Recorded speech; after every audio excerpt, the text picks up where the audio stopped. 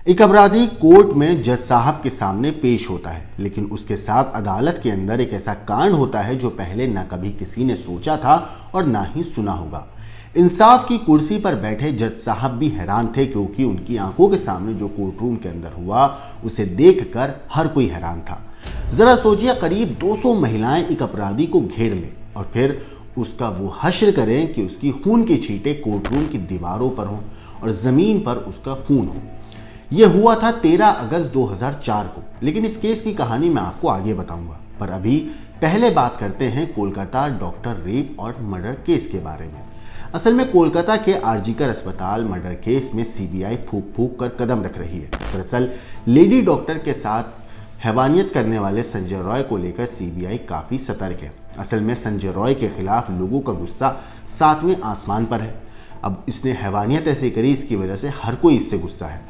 इस बात को सीबीआई भी अच्छे से जानती है और इसी वजह से उसे अदालत में पेश करने के लिए भी सीबीआई को माथापच्ची करनी पड़ रही है। दरअसल सीबीआई को डर है कि कहीं अदालत में पेश करने के दौरान संजय रॉय गुस्साई भीड़ के हत्थे ना चढ़ जाए, जिस तरह से अक्कू यादव के साथ हुआ, जिसकी कहानी मैंने आपको इस स्टोरी के शुरू में बताई थी।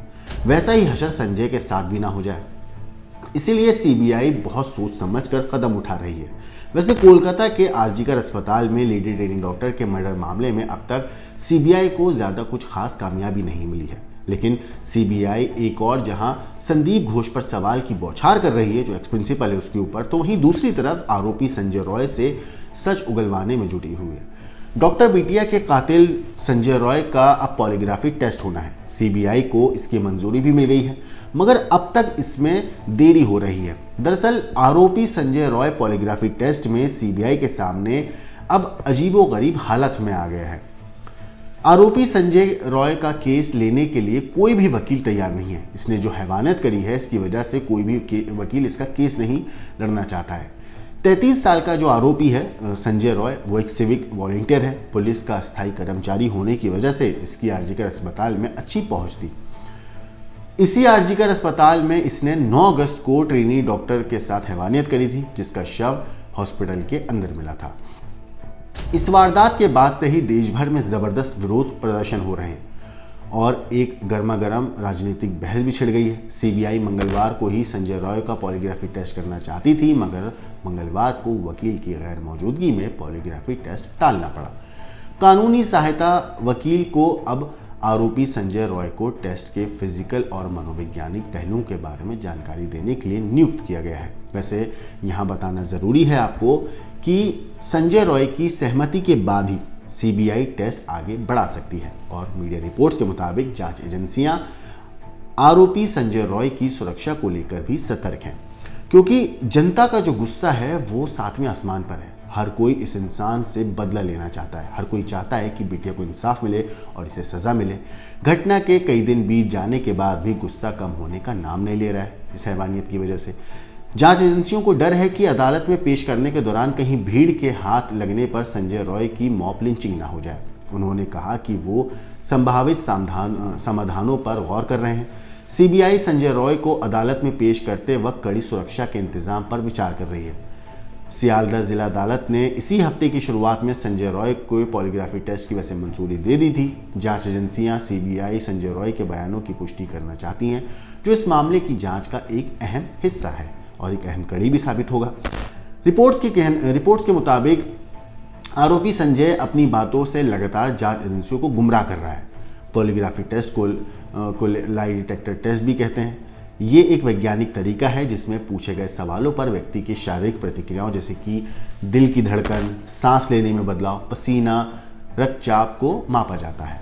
दरअसल संविधान के तहत हर व्यक्ति को कानूनी मदद पाने का वैसे हक है, चाहे उस पर कितना भी बड़ा इल्जाम क्यों ना हो।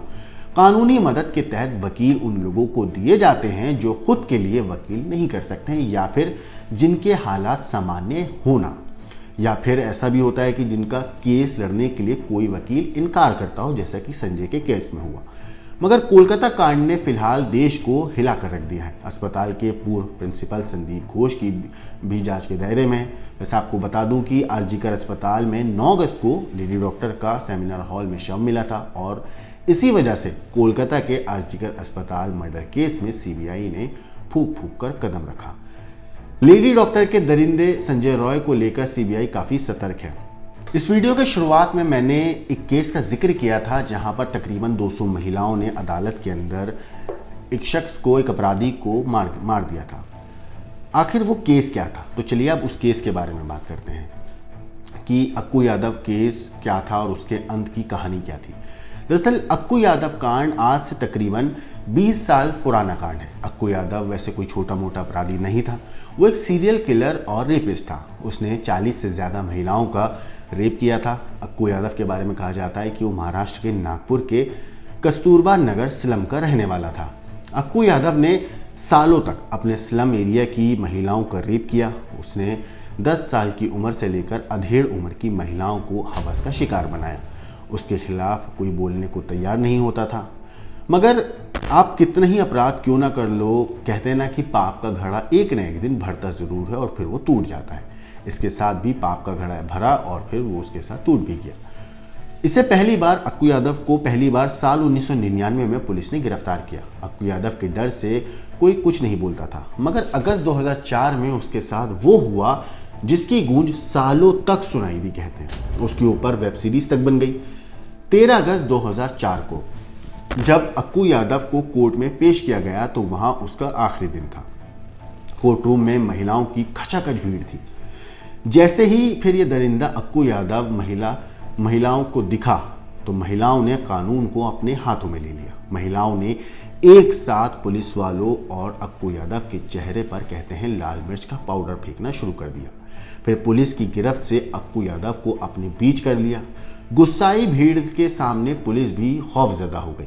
इसके बाद महिलाओं ने, कहते हैं, कि अक्कू यादव पर चाकू और पत्थरों से ताबड़तोड़ वार किए। तब तक वार किए महिलाओं ने जब तक कि वो मर नहीं गया। 15 मिनट में ही कोर्टरूम की सफेद मार्बल वाली फर्श लाल हो चुकी थी और दीवारों पर खून ही खून के छींटे थे। ये वो केस है जिसने पूरे देश को हिलाकर रख दिया था। ये वो केस था जब महिलाओं ने उस शख्स को अपने हाथों से सजा देने का फैसला सुनाया जिस शख्स ने उनकी इज्जत पर हाथ डाला। ये वो केस था जो हमारे इतिहास में उस तरीके से दर्ज है जहां पर महिलाओं ने शायद पहली बार कोर्ट रूम के अंदर इस तरीके से अपना स्टैंड लिया हो। हालांकि जो हुआ वो बहुत गलत था, क्योंकि अदालत की एक मर्यादा होती है, कानून का एक काम है। कोई भी शख्स हो, चाहे वो कितना ही बड़ा गुनहगार क्यों ना हो, कानून उसको सज़ा ज़रूर देती है। मगर उस केस में जो कुछ हुआ उसके बाद हर कोई हैरान था कि इस तरीके से कोर्ट रूम के अंदर महिलाओं ने जिस तरह एक शख्स को सबके सामने मौत की नींद सुला दिया, उसे देखकर हर कोई हैरान था। इस केस को तसल्ली से किसी दिन और बताएंगे जब अक्कू यादव के बारे में कभी बात करेंगे कि उस दिन आखिर में हुआ क्या था। लेकिन अक्कू यादव का जो हश्र उस दिन हुआ था, यानी कि 13 अगस्त 2004 को जो हश्र अक्कू यादव का हुआ था, अब सीबीआई को डर है कि कहीं ऐसा ही हाल संजय रॉय का कोलकाता में ना हो जाए। और इसी डर की वजह से पुलिस हर कदम, जो सीबीआई है वो हर कदम फूंक फूंक कर रख रही है। फिलहाल इस केस में जो भी अपडेट आएगी, ताज़ा अपडेट तो ऐसे यही है कि आज सुप्रीम कोर्ट में इस केस की रिपोर्ट दाखिल करनी है सीबीआई को। लेकिन इसके अलावा जो भी अपडेट आएगा हम आपको ज़रूर बताएंगे इस कहानी के ऊपर, और अक्कू यादव के साथ जो हुआ उसके ऊपर ख़ास तौर से आपका क्या कहना है, क्या सोचना है, हमें कमेंट करके ज़रूर बताइएगा। लेकिन देश और दुनिया की क्राइम की खबरों के लिए देखते रहिए क्राइम तक।